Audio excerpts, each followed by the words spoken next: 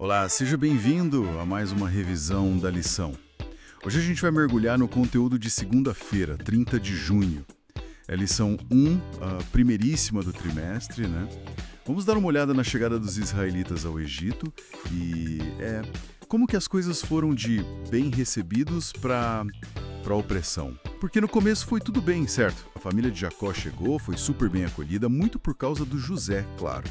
A gente lembra da ascensão dele, né? Gênesis 41 fala, o faraó tirando o anel, dando pra ele, as roupas de linho fino. Exato, uma ascensão, surpreendente, né? Considerando como ele começou, vendido pelos irmãos, depois na prisão. Pois é, Gênesis 37 e 39 mostram bem esse começo difícil. Sim, a influência do José foi chave para esse bom começo.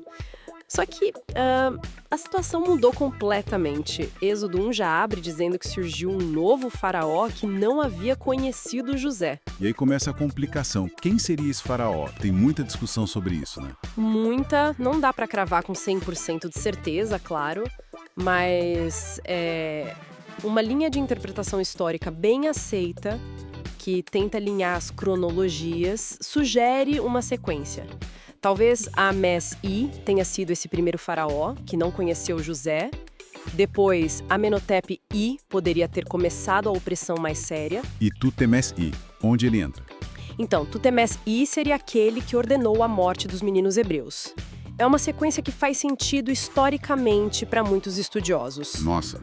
E seguindo essa linha, a filha dele, Hatshepsut, seria quem adotou Moisés. Exatamente. E Tutemés III seria o faraó do Êxodo em si, é uma possibilidade forte. Claro que as datas exatas são um debate enorme, mas tem base bíblica para situar o Êxodo mais ou menos nessa época, né? Tipo Gênesis 15, Êxodo 12. Sim, Juízes 11, 1 Reis 6, até Atos 7, Gálatas 3 dão pistas.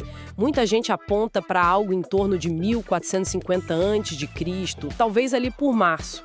Mas olha, mais importante que fixar a data exata, que como Paulo diz, a gente vê meio embaçado agora, né? É a mensagem central do Êxodo. Que seria? Que Deus não abandonou o povo dele. Mesmo na escravidão, no fundo do poço, ele estava lá.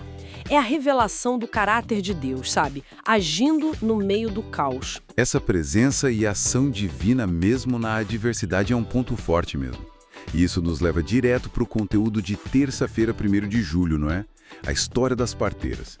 Porque ali, no meio do desespero total, com a ordem de matar os bebês, Deus age de novo.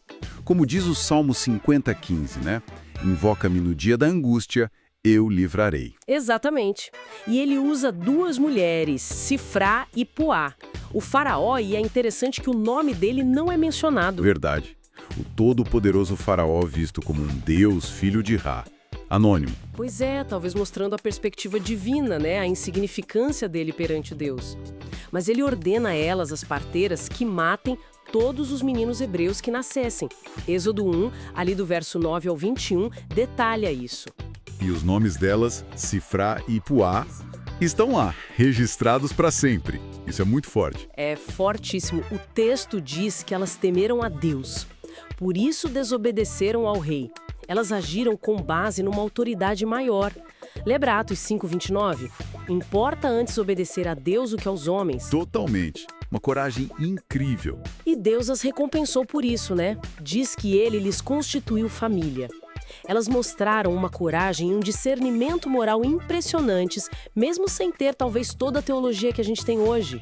Vendo que o plano com as parteiras não deu certo, o faraó ficou ainda mais cruel. Mandou jogar todos os meninos no rio Nilo. Sim, alguns veem isso como uma tentativa de oferenda a Hapi, o deus do Nilo. Mas é um registro terrível. Talvez o primeiro relato histórico de judeus sendo mortos só por serem quem são. O objetivo era claro: controlar a população, eliminar a linhagem masculina, talvez assimilar as mulheres depois. Destruir a identidade do povo. Exato. E a atitude das parteiras, Sifrá e Puá, fica como um exemplo poderoso. Elas sabiam que era certo e fizeram, mesmo com todo o risco. Isso levanta uma questão bem atual para a gente, né? Sobre fidelidade a Deus, acima das ordens humanas, quando elas conflitam com a nossa consciência. Com certeza. É uma reflexão sobre coragem, fé e discernimento moral no meio da pressão e da adversidade. Uma história realmente impactante para começar a semana. Até amanhã no próximo estudo. Até mais!